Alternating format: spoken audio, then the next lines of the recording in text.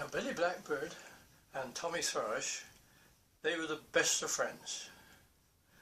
And of course they were also next tree neighbours. They lived close to each other. And besides all that, they were, in fact, distant cousins. So they got on very well. And they did almost everything together if they could. They would have an evening twitter sometimes in each other's nests, telling stories. And other times they would go searching for food, especially if they wanted something a bit special. And at other times they would sing together, of course, especially at morning song. And occasionally, perhaps of a summer's evening, they'd go down to the churchyard.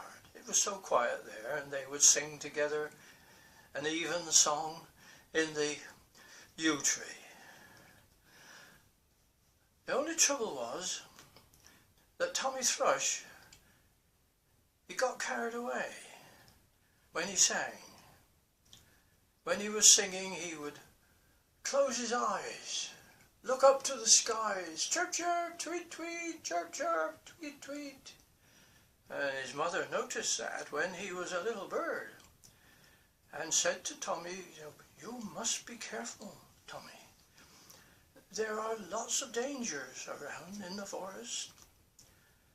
And if you're going to close your eyes when you sing, you must first of all look left, look right, look left again, and then, and only then, if the coast is clear, well then you can sing. But try to keep your eyes open."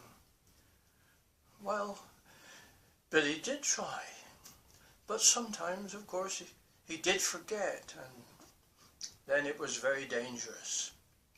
Well, one day, Billy and Tommy went down to the village. They went down actually to see if they could get something special to eat, a change from bugs and berries and worms. They might find some nice crumbs, or a piece of bread and jam even, or even cake, possibly currant cake. That would be best of all. Well, they went down to the village and they found a likely looking garden, and they went in, Billy at one end of the garden, Tommy at the other, to search to see if there was any nice bits of food scattered around. Well, it was such a fine day. Sun was shining, the flowers were blooming, the garden was quiet, and Tommy Thrush got quite carried away. Before he knew it, he had closed his eyes, looked up to the skies, and he was singing a thank you song, chirp chirp, tweet tweet, chirp chirp, tweet tweet. But hiding in the bushes was a nasty cat. And you know what some cats can do to little birds, dear dear. In no time he sprang from the bushes on top of Tommy Thrush, knocked him over and began to toss him about, and Tommy Thrush, of course, shrieked, "Help, help, help." Well, Billy came as quickly as he could, but what could Billy do? He flew at the cat and tried to bite his ears, and Billy shrieked an alarm call, as blackbirds can. "Chirp, chirp, tweet, tweet, help, help, help, help, help, help, help." And other birds came, and they fluttered around, trying to frighten the cat, but wasn't much they could do. But their noise alarmed the lady of the house, and she came out to see what was happening. And when she realized what was happening, she picked up her broom, and she said, "Get out of my garden, you varmint! Be off!" And she drove the cat out of the garden, but the damage had been done. Poor Tommy Thrush lay a crumbled heap on the lawn. Well, they sent for the magpie medics to come, and they came as quickly as they could, but when they saw the state of Tommy Thrush, they realised there wasn't much they could do. He would have to go to Dr. Owl. So they managed to fit together some sort of stretcher to carry between them as they flew, and took Billy Blackbird to Dr. Owl.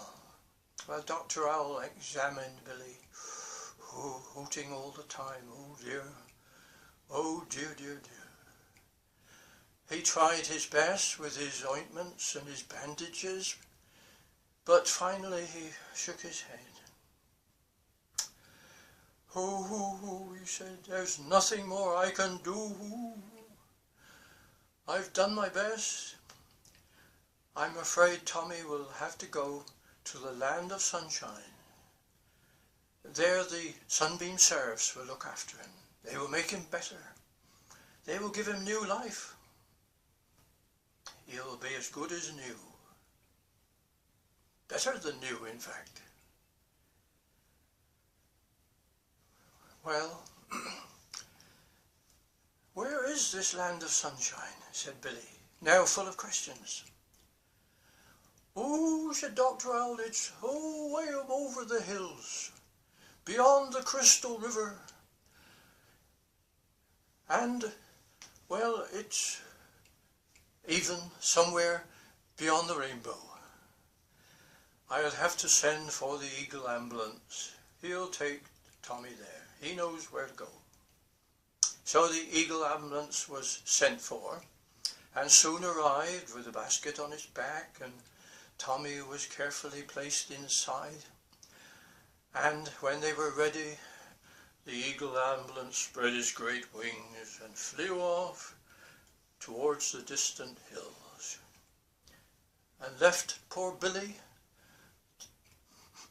tearfully waving goodbye to his friend Tommy Thrush.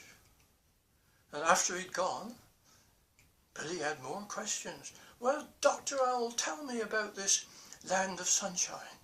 Oh, said Dr. Owl, it's a beautiful place. The sun never sets and the flowers are always blooming. There's the river of life flowing through it, and the trees of life along the banks, full of fruit every month and leaves for the healing of the nations. Go, said Billy, eyes wide open. Have you been there, Dr. Owl? Oh, no, not yet. But I'll go there one day, he said, and so will you. Well, it must be a wonderful place, said Billy Blackbird. Oh, yes indeed, said Dr. Owl. Some people call it the Never Land. The sun never sets, the flowers never fade, they never grow old, and the birds never fight. And no cats, said Billy. Oh, said Dr. Owl, I don't know about that, but I'm sure if there are cats, there will be cats with no claws, and they'll only eat fruit cake. Enjoying his joke.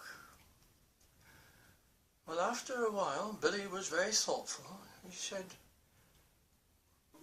when will Tommy come back? And then Dr. Owl looked very thoughtful. Oh, yes, another reason it's Never Land, he said. They never come back. You see, when they get there, it's such a lovely place, and they feel so happy, and when they're all made new again, they realize it's their real home. Never come back, said Billy. Well, said Dr. Owl, he won't come back to us, but we'll go to him. We're not here forever, you know. It's not natural. Billy tried to take this in. What am I going to do without my dear friend Tommy, he said. I shall miss him." "Oh, of course you will," said Dr. Owl, "but you must carry on singing. And you must try to think of Tommy in the land of sunshine, twittering away in the trees of life, all new and beautiful and happy and free." "Well, I'll try to," said Billy. And so he did. Billy carried on singing,